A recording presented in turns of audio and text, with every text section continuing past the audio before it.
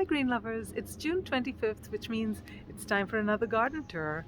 June bloom means there's a lot of beautiful flowers blooming in the garden, and also it's a time of explosive growth. A lot of things are really starting to take off, as well as some things starting to kind of peter off. So let's take a look at what's going on, and of course I'm also going to continue to give you that sneak peek into my backyard redesign and how that's going. So let's take a look.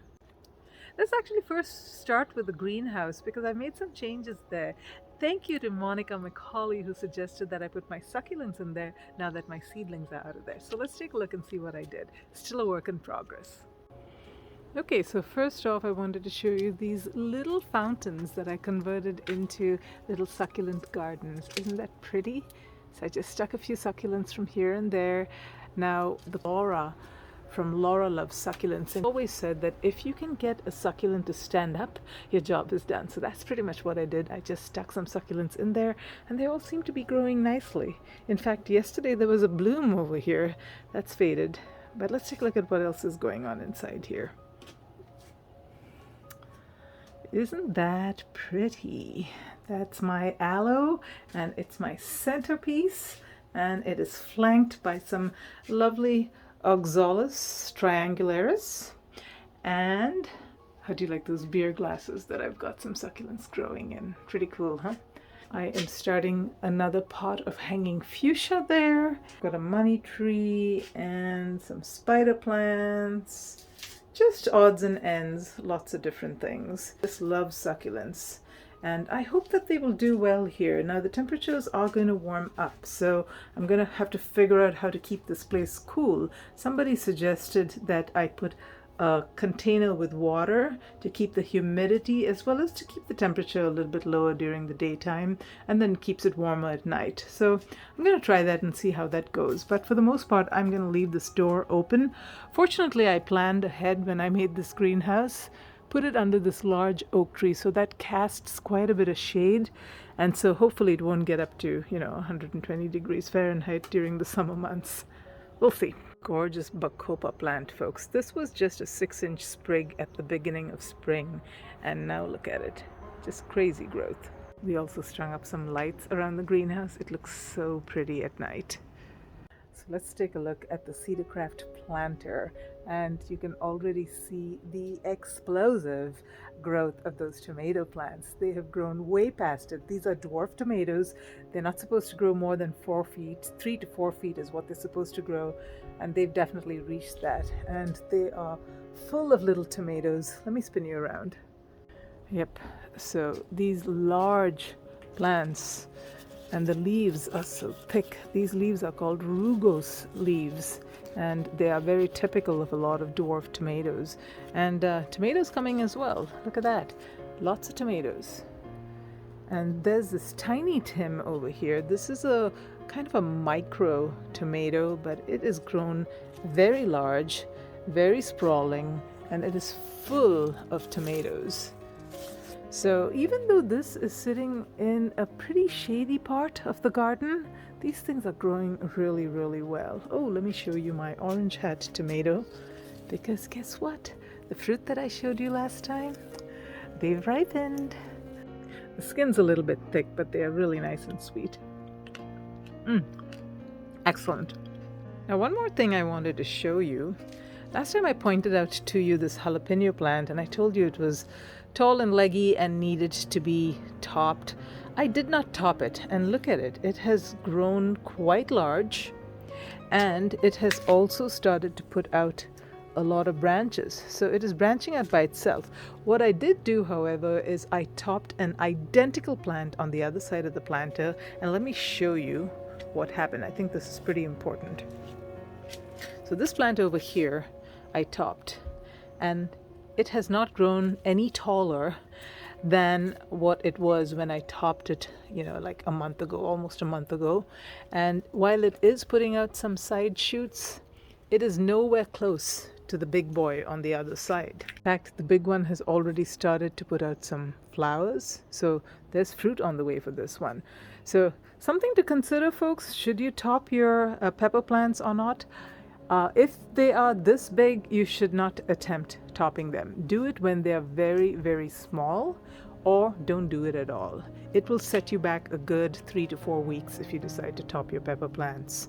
I've got some oregano, I've got some chives, I've got a little bit of tarragon there, and I've also got a stevia plant. This is the only stevia plant of the dozen or so that I started. They all started to die off one by one, and only one plant seems to be making it. Again, fingers crossed. But yeah, stevia is a pretty difficult plant to grow, at least for me. Definitely one of the most temperamental plants that I've ever grown. Just in general, folks, everything here is doing really well, and I think it has to do with the fact that it's got that watering system at the bottom, and I always keep that filled with water and a little bit of fish emulsion fertilizer, and that's what's causing this thing to grow hydroponically. Actually, I've got similar plants in other parts of my garden. They're not even close as far as size goes to these huge plants. So this planter is doing really, really, really well. I'm very happy with it so far. By the way, folks, if you're getting any value or enjoyment out of this video, don't hesitate to give it a thumbs up. It really helps the channel. And oh, by the way, put some water out for your little birds as well as the bees, and put some stones in it for them to kind of perch on, okay? It's gonna get hot. And now for the tomatoes. First off, the trellising method that I'm using this year seems to be working out really well for me. All I do is twist one of 2 leaders in each plant along the string, and I get rid of all the suckers. And I think that really was the hardest part when the plant was younger, to keep coming and removing those suckers. I kept missing them. And now that the plant is older and not producing as many suckers, it has become a whole lot easier. So we'll continue to monitor this method of trellising and see how it's working out as the season progresses. Overall, the tomatoes are doing pretty decent this year. Look, that's a Costco Genovese, such a pretty tomato. Now, for those of you that have been following along on my Single Seed Challenge 2023, I'll put a link to the playlist at the end of this video, but I wanted to do a quick update. Frankly, I'm a little worried about this plant. It's developing a lot of yellow leaves, and overall, it just looks so lethargic. I think it actually might have some kind of disease. In fact, the plant next to it also had a lot of leaves that were turning yellow, which I removed. So I think this poor little thing has caught something from its neighbor. I tried to feed it some fish emulsion. I sprayed it with some neem oil. It doesn't seem to help. If you've got any advice for me, please share. I really do hope to get at least a few nice tomatoes out of this plant. We'll see. So another quick update here on this experiment that I'm doing to see whether there's a difference if you plant a tomato plant with its stem buried horizontally versus planting it deep vertically. So I've got San Marzano and Grand Marshal. Both of them are determinate tomatoes, and they're participating in this experiment. So these are the ones that were planted horizontally. Some nice tomato set happening here. Let me spin you around here and show you the ones that I planted vertically. I'm actually pleasantly surprised at this Grand Marshal plant here. So many nice tomatoes, and it's definitely a little bit ahead of its neighbor that was planted horizontally. Look at this though. Just yesterday a rat came by and took some pieces out of a couple of tomatoes. I'm gonna have to bag them in some organza bags, which will hopefully be a deterrent. I continue to be plagued by rodents though, and I've not yet figured out the best way to deal with them humanely. One thing that I will be doing is picking these tomatoes at first blush, which is when they're just starting to change color from green to yellowish pink. At this stage, they can ripen on your kitchen counter with minimal to no impact on the flavor. So let's continue to keep tabs on this experiment. The goal is, if the difference is not too significant, I would rather plant the tomatoes horizontally, since it's much easier than digging a deep hole and planting them vertically. My allium blossoms are starting to look so lovely. I've got onions with white blossoms and leeks with lavender blossoms.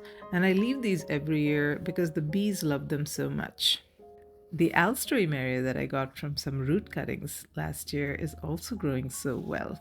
I really need to get some more colors. Moving on to some of my other planters, my scabiosa or pincushion flower. Gosh, I love this flower so much. I actually found some seeds by the wayside on a trip and collected them and brought them home and planted them. And that's what these are growing from. Look at these seed pods. That's why they're called pincushion.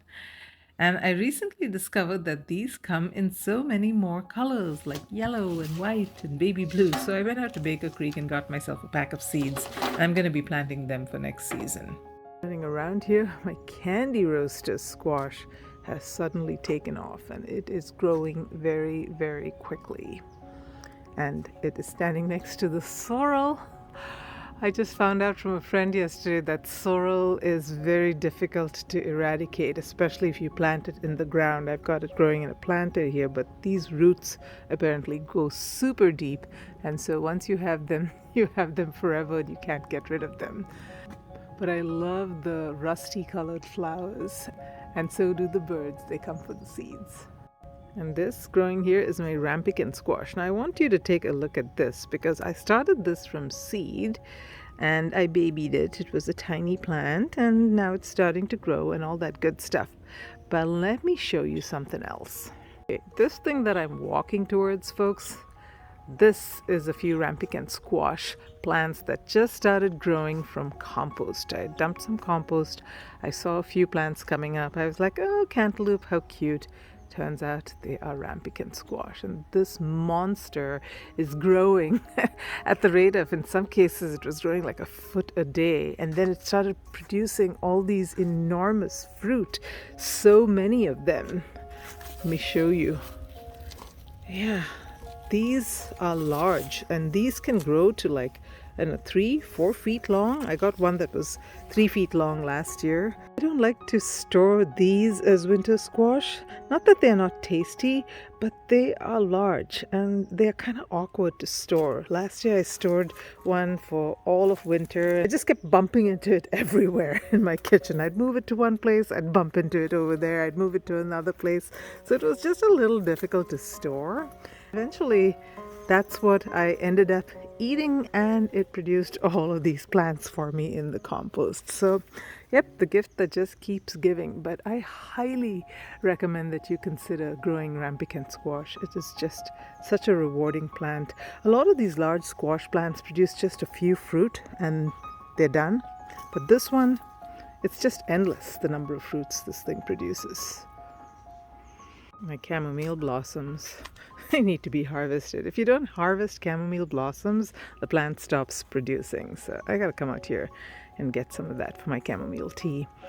The other thing that I wanted to tell you about this particular raised bed, I showed this to you guys at the beginning of the season.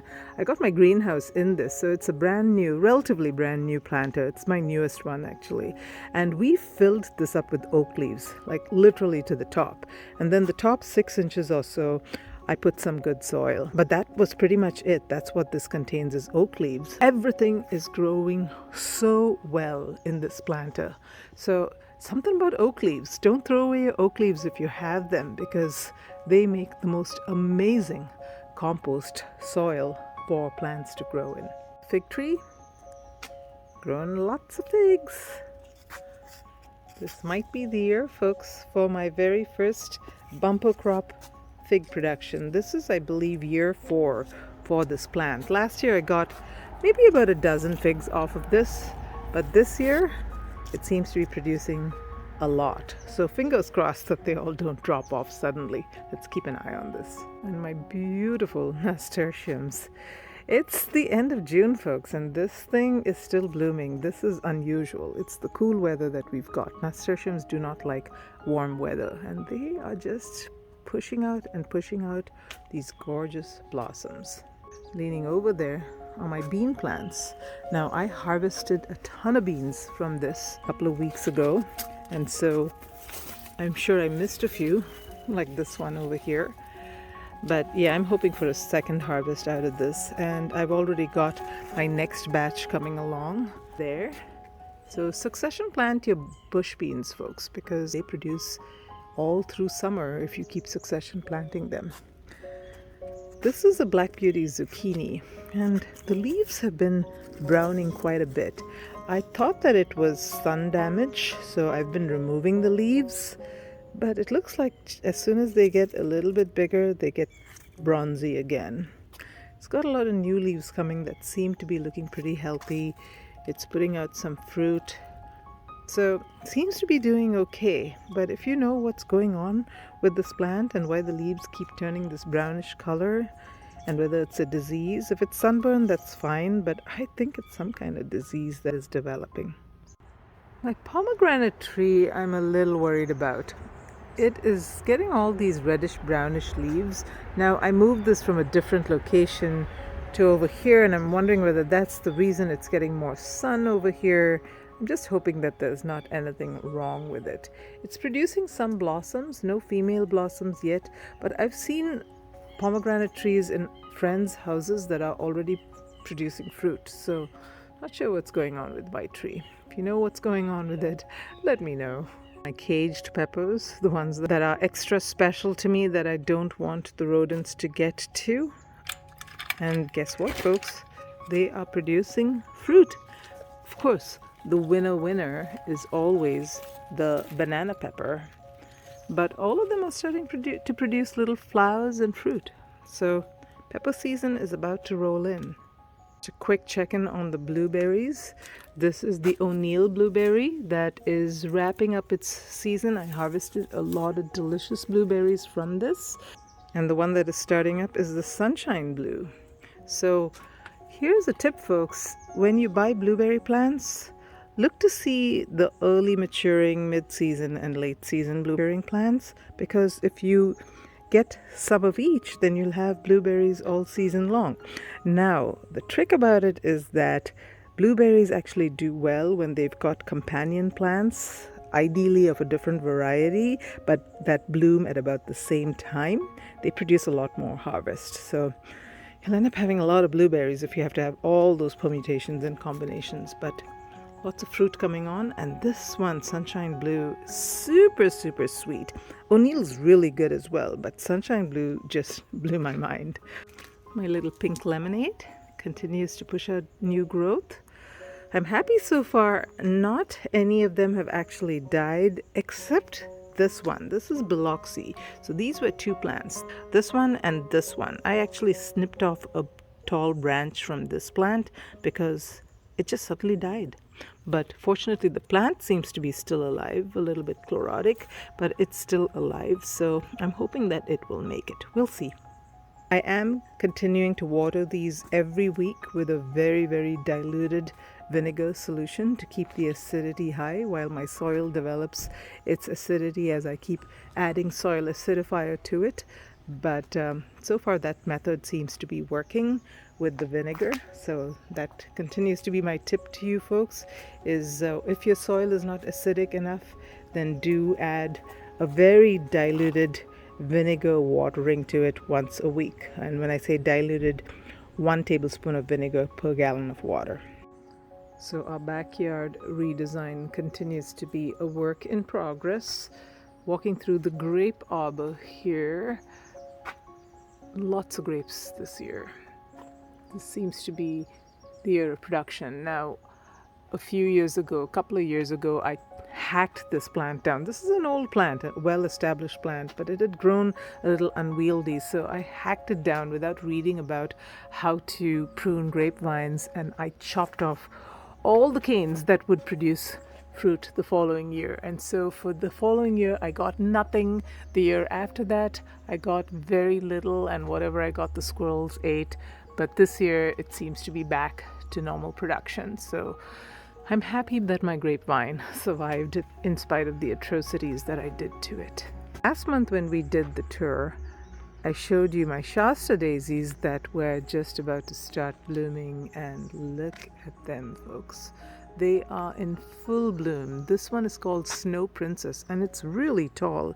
It's, I'd say, almost 5 feet tall. The other flower that I told you would be in bloom is now in bloom, and that is my wild sunflower.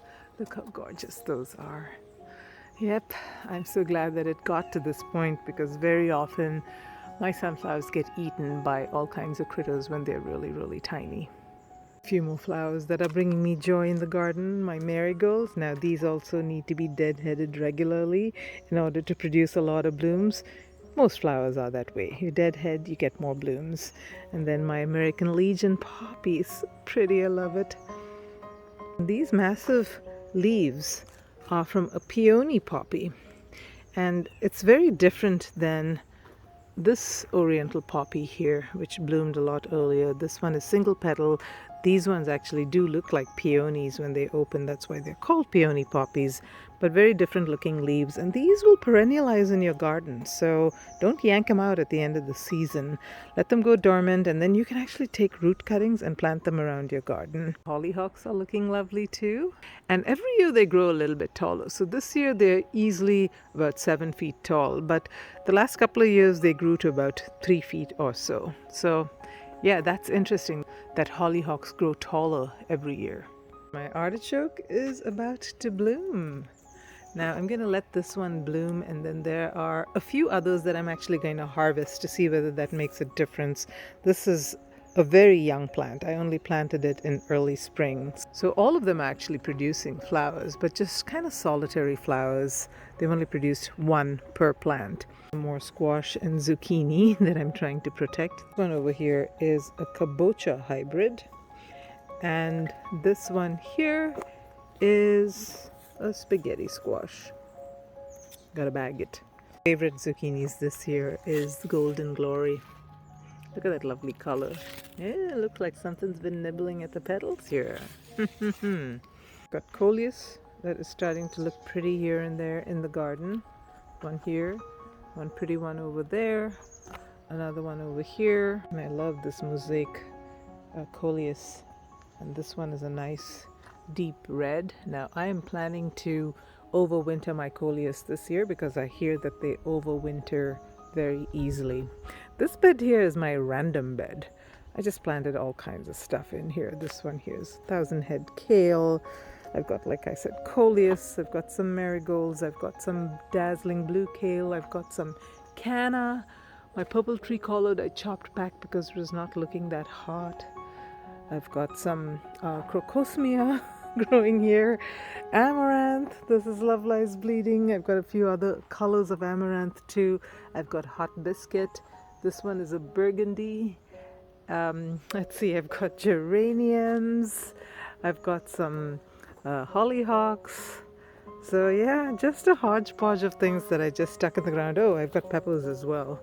So yeah, let's see how this does. This is actually in a pretty shaded part of my yard. One thing I'm beginning to observe is that, you know, all this hype about full sun, when you live in a hot place like we do in California, the direct sunlight is actually not that great for plants. They prefer a little bit of shade. It's the warmth that they like. Less sun is not a bad thing. Not much going on here. The garlic has been harvested, and I did a video on that. I got a pretty decent harvest, so I'm setting this bed to rest. I'm planning to plant, oh gosh, I don't know, maybe some okra or something like that in it. My onions were not a success this year, folks. And I have reached the conclusion that the reason why is because I did not water them sufficiently. We had so much rain and I thought that's good enough, but it obviously wasn't. I wanted to show you my little seed starting station. Not much going on, but a few things that I wanted to talk about. I have started my second batch of tomatoes because I like to do tomatoes twice a year. These are all determinate varieties. Determinates produce and then they are done for. So I like to get a second flush of determinate tomatoes because they just produce very, very heavily. So I've got San Marzanos and some striped Romas. I haven't grown Romas in a long time, so I'm trying again. They usually get blossom and rot. So I am hoping that my soil has improved to the point that they won't have that disease anymore. And these are roselle, hibiscus roselle, a very pretty flower, makes a delicious pinkish maroon tea. So trying that for the first time. And then I've got this new plant that I'm growing for the first time this year. This is called a cardinal climber. It's one of the most prolific attractants of hummingbirds that you can grow. So very fast growing as well. So I'm going to try those beautiful red flowers. Looking forward to growing that. A quick spin around of my green stalks, but first my nightshade plant. My black nightshade is now producing some fruit. I've actually harvested a few of these and eaten them already. And this is actually a volunteer plant, so I am grateful that it came up for me and is producing for me. Looks like the impatiens are not doing that great in this green stalk, but everything else is transitioning to summer plants. The nasturtiums keep hanging on and I can't pull them out because they are still looking so pretty. But I've started putting in coleus. I've got some tomato plants growing in here. The strawberries are still there. I've got eggplant.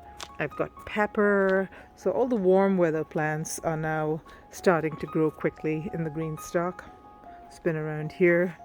This again is full of nasturtiums, and violas are also doing really, really well this year because again, I think it's the cool weather and they do like the cool weather.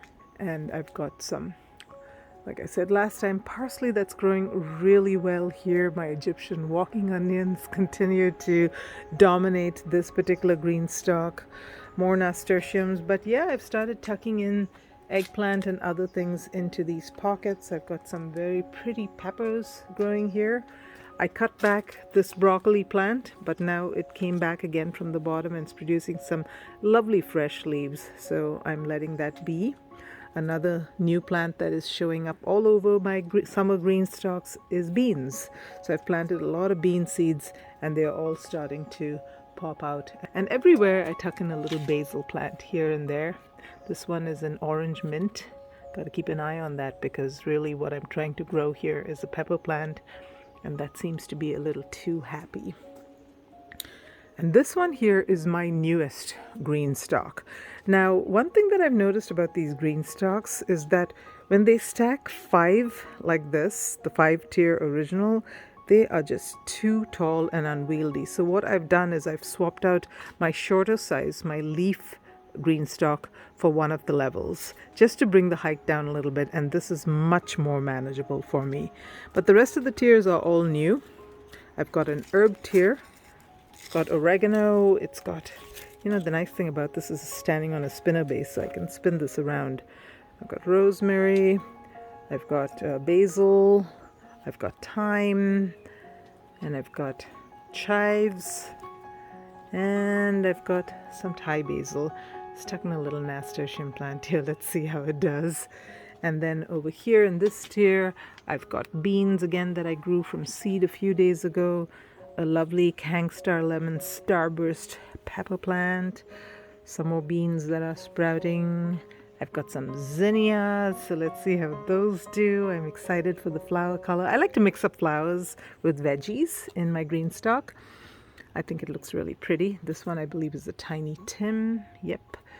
More zinnias. And then on this tier, some beans. Sunflowers have not yet started growing. I planted some dwarf, what are they called? Teddy bear sunflowers. But the beans are all coming up, and I'm going to have to make the hard decision, folks. I planted 5 seeds in each of these, and what happens when all 5 of them grow? Only 3 are allowed to grow, so I'm going to have to make the tough decision and kill 2. I hate that. That's probably one of the worst things that I have to do as a gardener. The Kajari melon is hanging on, but just not doing anything. So I'm going to give it a little more time and see whether it actually starts to grow. Maybe it's just still too cold. I do have a few empty pockets here and there. I'm not sure what I'm going to grow. If you've got any ideas on what you want to see me grow in my green stock, leave a comment below. This is another one of my favorite planters in the garden. These lovely purple tail germandos. And I love my artichoke that's sitting in between all of them and kind of matching the rest of the setup over here. So my very first snapdragon is starting to bloom. Such a lovely color. Never grown snapdragons before, so I'm really excited about them. Now, I noticed that the leaves are kind of looking a little mottled. Not just on this plant, but on all the plants. And I kept removing them, but they just kept growing back in that sort of mottled fashion. And I'm hoping that that's okay. If you know anything about snapdragons, let me know. Is this a disease, something I need to be worried about? It seems to be flowering, so I guess it's okay. Just had to look one more time at my Alaska nasturtiums. Look at those variegated leaves. Aren't they so incredibly pretty? The orange flowers and these remind me of ice cream. I don't know why, but again, very pretty color. Nasturtiums have brought me probably the most joy of any flower in my garden this year.